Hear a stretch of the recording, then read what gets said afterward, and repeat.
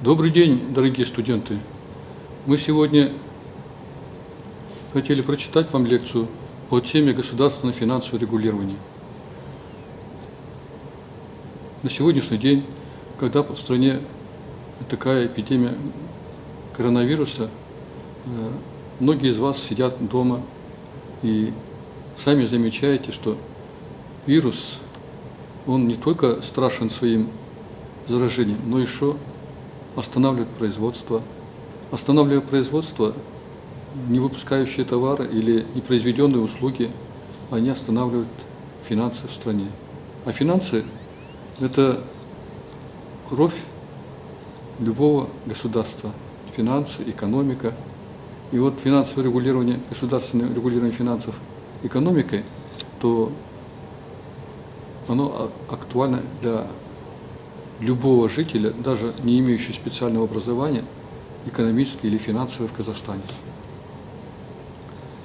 Когда мы с вами встречались, я каждый раз говорю, вы с финансами, с экономикой сталкиваетесь, начиная с утра.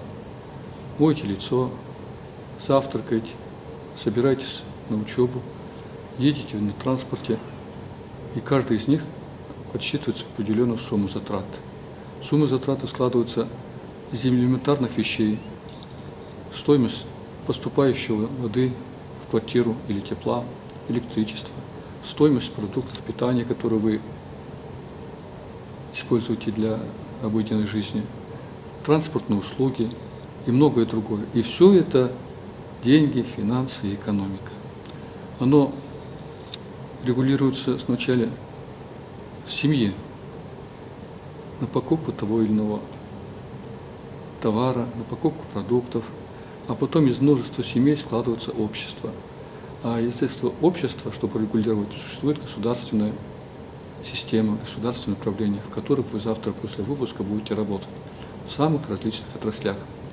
Отрасль, которую мы с вами изучаем, она обслуживает население, она показывает достижение тех способностей, которые народ ждет. Это и песни, это и артистические шоу, это и картины, это и музеи, это и множество других.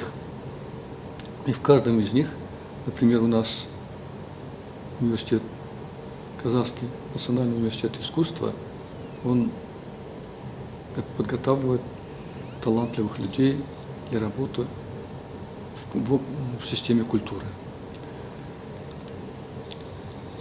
Цель занятий – это не только изучение, это и ознакомление, это и запоминание, и использование на практике любой отрасли. Государственное финансовое регулирование, оно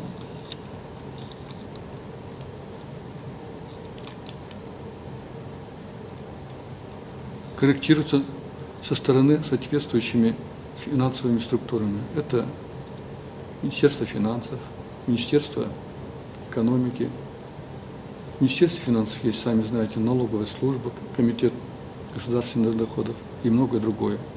В целях корректировки государства, развития общественного производства в нужном направлении осуществляется государственное регулирование, которое выражается в процессе целенаправленного и последовательного применения государственных форм. Вот, например, стоимость продуктов питания сейчас некоторых подорожала.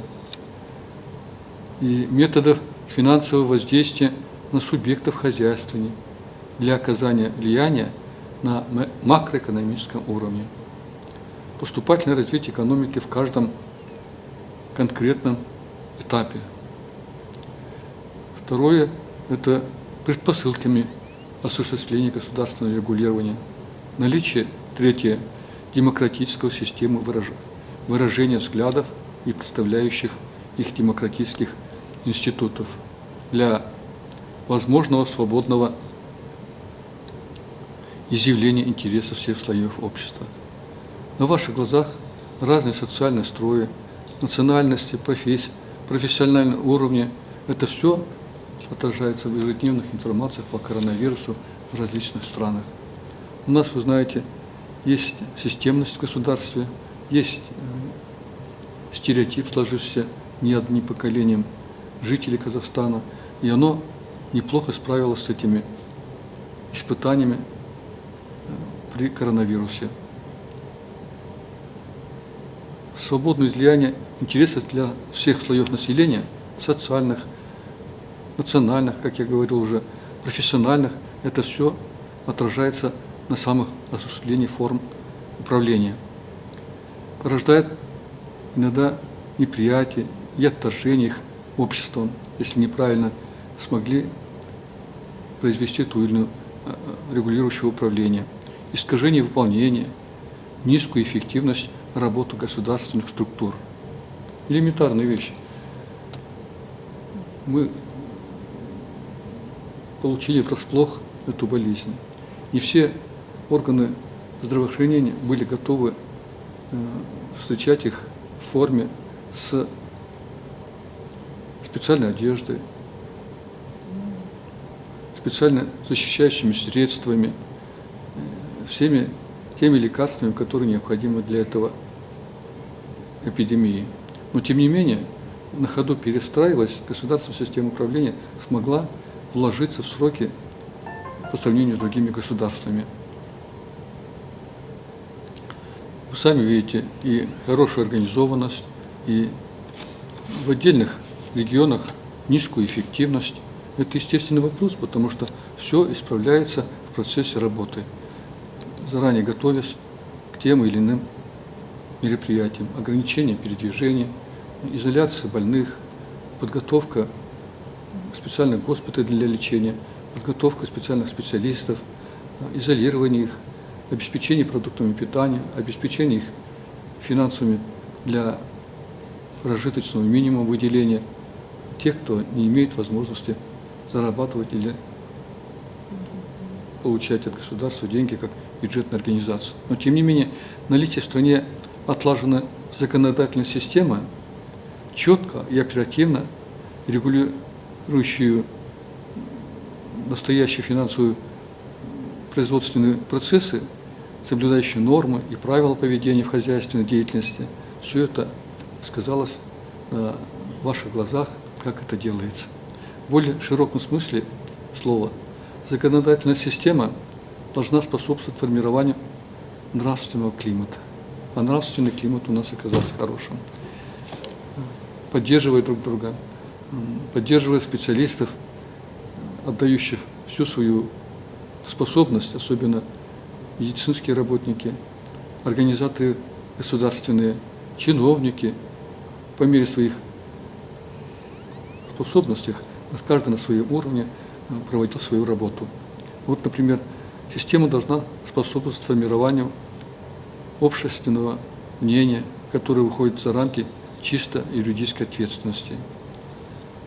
Законодательные нормы, в том числе ответственность за исполнением решений властных структур, например, ограничение передвижения, соблюдение правил, то есть предполагается качество управления, компетентность каждого исполнителя на своей служебной работе и порядок соблюдения по всей иерархической структуре управления.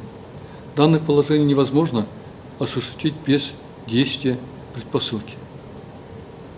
Предпосылки представляются в целом как наличие гражданского общества, то есть такого цивилизованного общественного устройства, которое создает для всех членов общества разные возможности. Для жизнедеятельности учитывают их интересы и потенциал, обеспечивают одинаковую правовую защиту и ответственность. Результативность, то есть реальный итог государственного финансового регулирования, достигается при соблюдении определенных условий. Его осуществление таким условиям относится следующее. Первое. Структурная перестройка экономики с постепенным развитием на актуальные вопросы настоящего времени. Большого набора производства по технологическим переделам. В первую очередь это обеспечение продуктами питания, во вторую очередь это соблюдение требований стандартов по здравоохранению, и третье – обеспечение финансами. А по мере выхода из кризиса эпидемиологического, то и восстановление производства, которое требует ежедневного исполнения. Когда производство останавливается, выпуск товаров или оказание услуг, останавливается и поступление налогов. А с уменьшением налогов государственная казна уменьшается. Вот это и есть финансовое регулирование, основной вопрос. От добычи природных ресурсов до изготовления товаров и изделий конечного потребительского назначения. В соответствии со спросом населения имеется в виду достижение ресурсных технологических равновесий, поддержание высокотехнологичных и жизненно необходимых важных производств. Как вы знаете, электричество, теплая вода, обеспечение питьевой водой и транспортные услуги – все это необходимо для того, чтобы работало производство. Хозяйственных процессов и структур на всех уровнях управления и формах ответственности. Развитие конкуренции, предпринимательства на основе создания подлинного равноправия всех форм собственности, субъектов хозяйствования, открывающих простор инициативе. А это у нас в Казахстане правительство старается по мере возможности выделять деньги и развивать необходимую отрасль. Равные возможности в выборе видов деятельности, за исключением отдельных оговоренных в законе. Из предыдущих условий следует вытекающее из него, возможно, свободного, беспрепятственного перемещения подвижных форм производства. Вот, например, на сегодняшний день актуально обеспечение средствами защиты. Оказывается, в Соединенных Штатах Америки эти производства были переброшены в Китай, в Юго-Восток, потому что там рабочая сила дешевая, и произведенная продукция была намного дешевле, чем в других странах. И, естественно, китайцы, имея такое производство, выпуская свою товарную продукцию, наладили производство на весь мир. Сейчас Соединенные Штаты стараются пересмотреть, чтобы часть из них была переброшена в ближайшие регионы, Вьетнам или Таиланд, другие страны. Или у нас, например, на момент такого запроса действовавшие когда-то заводы, сейчас они стали частными и не успели переориентироваться, но тем не менее начинают производить и обеспечивать сами себя.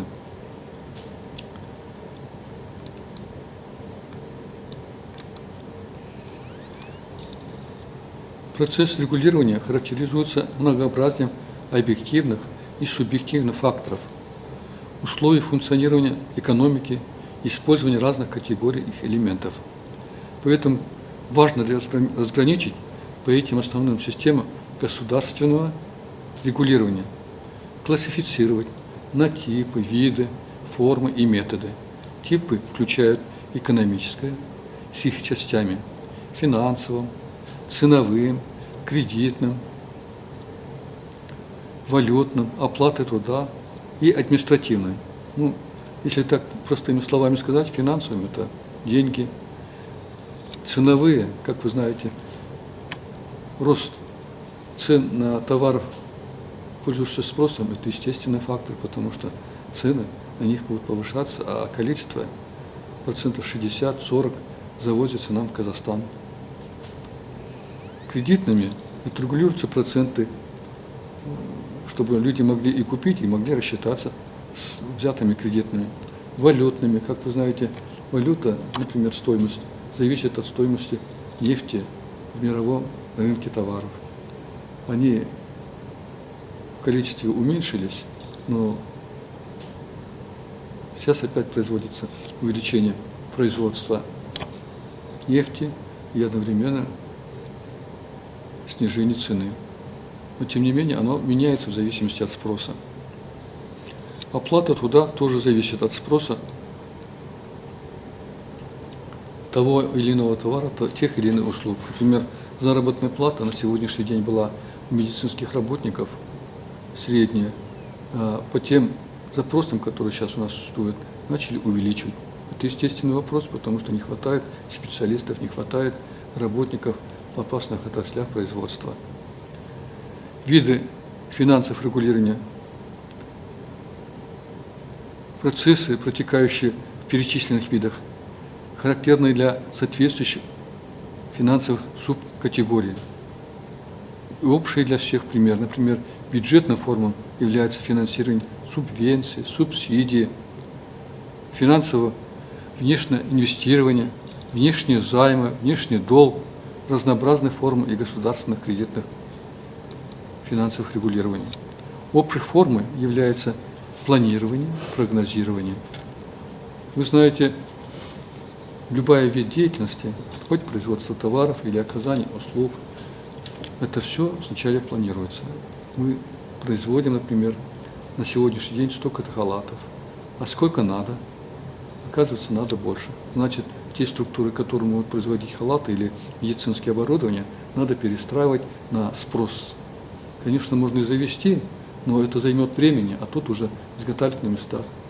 Как вы сами знаете, как эти маски изготавливались на ходу, перестраиваясь из одной отрасли в другую, производя товарную продукцию именно на маски.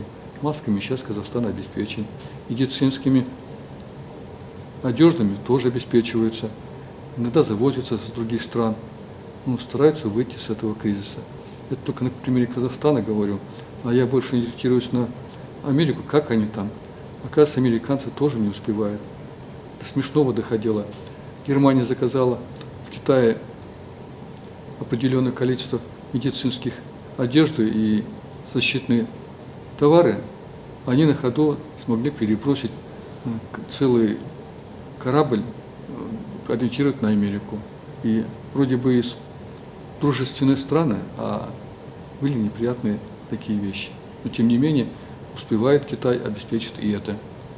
Ну, если правильно сказать, то в настоящее время, конечно, надеяться на иностранный завоз, импорт хорошо, дешевле у них, но производить у себя и в критических ситуациях никому не обращаясь, обеспечивать себя. Вот, например, у нас по производству товаров сельского хозяйства, продуктов питания Казахстан самообеспечен, мало того, еще и экспортирует в другие страны. Это уже неплохо. А вот по легкой промышленности, по другим отраслям у нас время показало, что мы немножко не досмотрели. Но это можно пересмотреть, потому что у нас есть хлопок, у нас есть шерсть, и это все производить у себя, как когда-то производили. Хотя и сейчас производят в Чемкенской области. Наиболее многочисленными элементами классификации являются методы регулирования, которые могут также, как специфичными для отдельных форм, например, метод ставки в налогах, конверсия в займах, или применяются для использования нескольких форм, например, метод сбалансирования в бюджете и финансовых планах хозяйствующих субъектов, образование резервов в этих формах, метод индексификации для разных форм. Вот, например, с простым примером налогов. Для медицинских работников, получивших те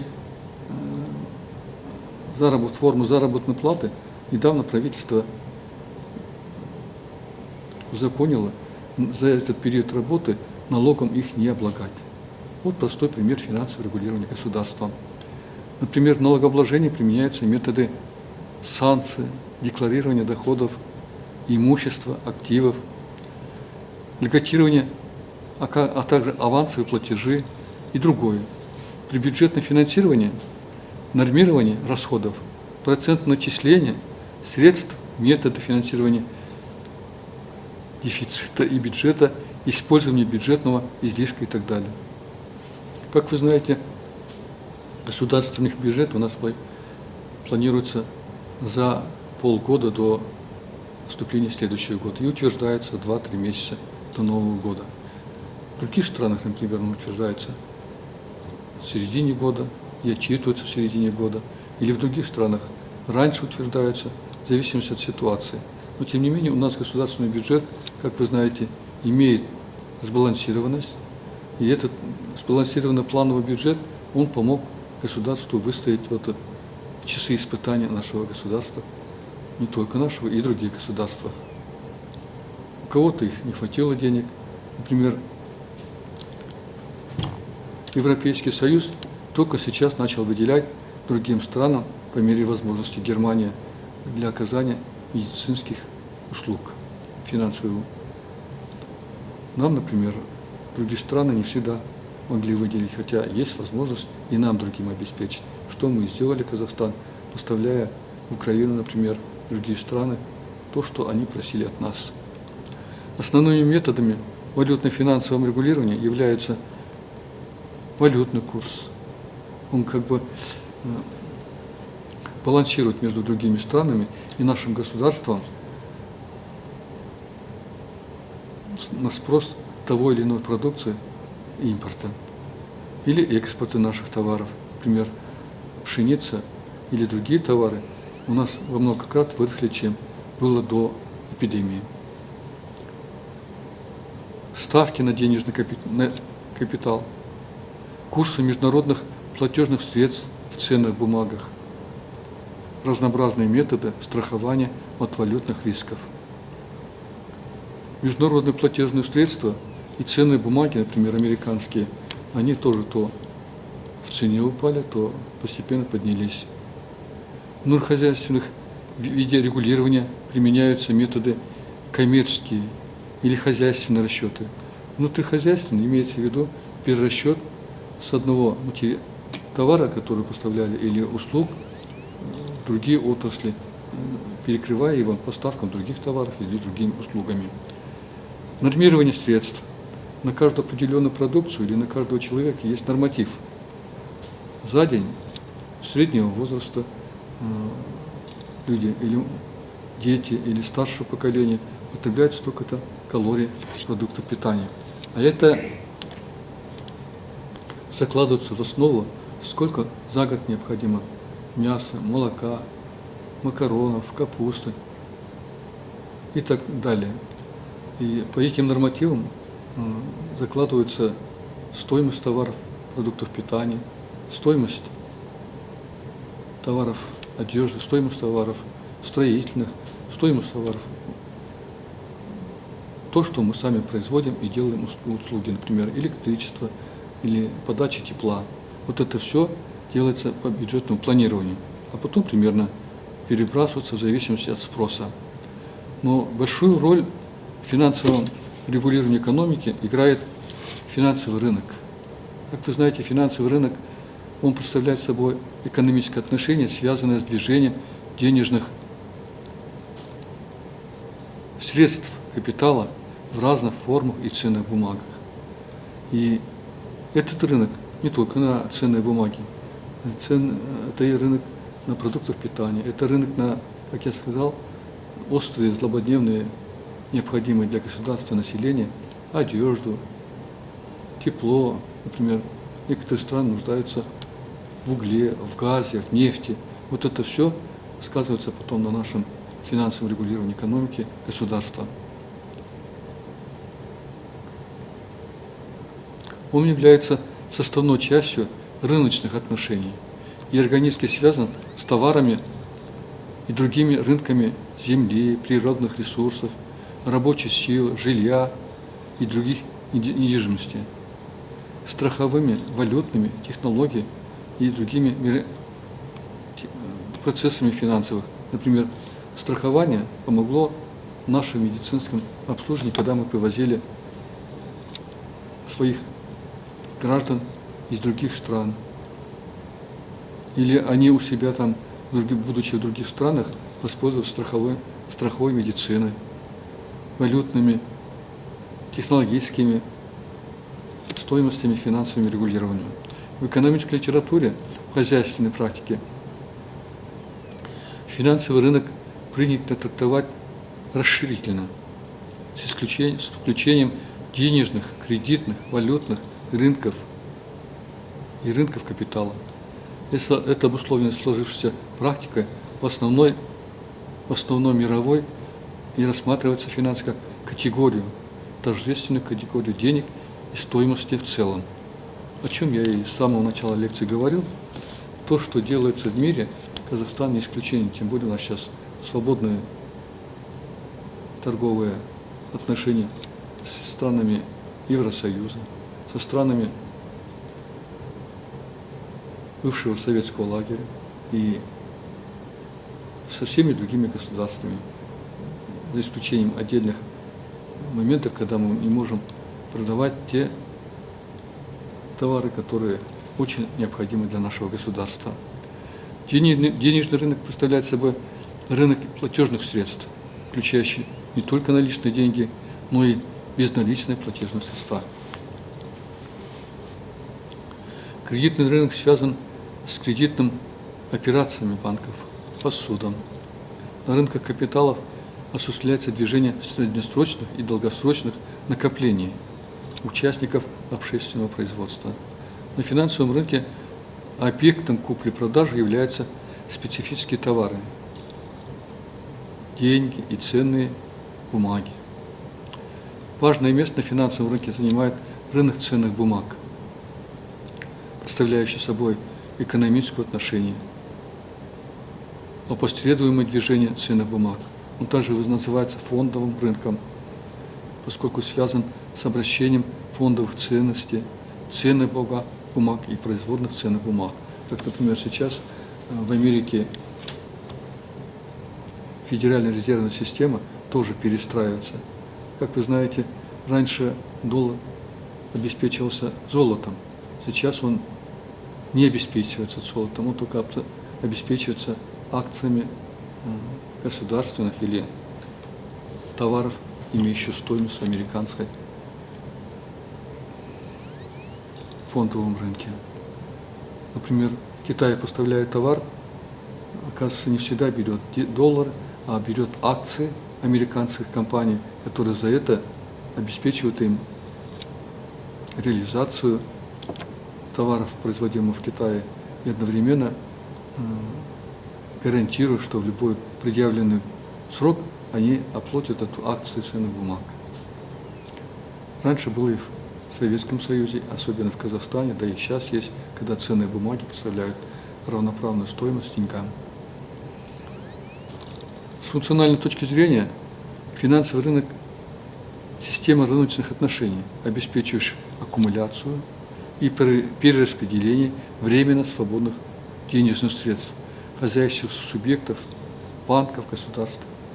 Как вы сейчас видите, у нас в Казахстане то же самое в настоящий момент делается. Некоторые банки закрываются, некоторые банки открываются, некоторые банки помогают государству или государство этим банкам помогает в исполнении тех или иных программ. С функциональной точки зрения финансовый рынок – система рыночных отношений, обеспечивает аккумуляцию и перераспределение временно свободных денежных средств хозяйственных субъектов, банков, государств.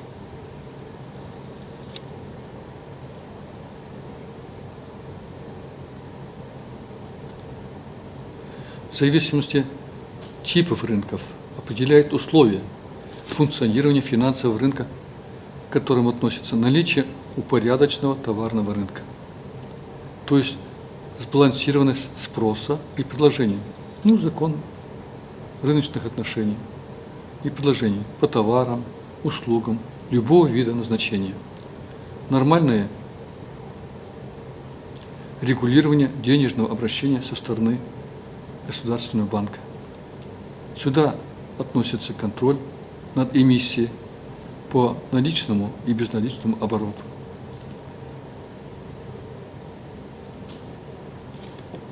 Активизация кредитного рынка, его процентная ставка, уменьшение, увеличение или придерживание этой нормы рынка, полная коммерциализация, то есть размещение кредитных ресурсов на свободном рынке. У нас создан биржа финансовая в Астане, международная, в котором торгуют ценными бумагами то или иное предприятие. Движение кредитных ресурсов регулируется путем установления банком центральным государственным учетной ставки процента, норм обязательные резервов коммерческих банков, проведение операций на открытом денежном рынке.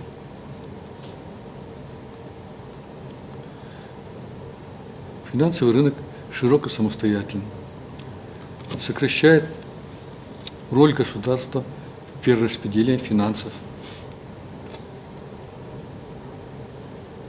ресурсов, происходит рост денежных доходов у хозяйственных субъектов при правильном регулировании и при правильном торгах на бирже и прекращении использования судного фонда для финансирования дефицитов бюджетов. Дефициты, как вы знаете, на республиканском или местных бюджетах покрываются выпуском государственных займов, как я говорил, ценной бумаги, и обращением облигаций и других обязательств. В настоящее время положение финансов в Казахстане удовлетворительное. Мы занимаем не последнее место в мире финансовых оценок деятельности нашего правительства. Правительство само по себе регулирует, а народ производит, народ оказывает услуги, народ торгует на экспорт и привозит импорты. Все это благодаря мирному времени, благодаря правильной организации управленцев.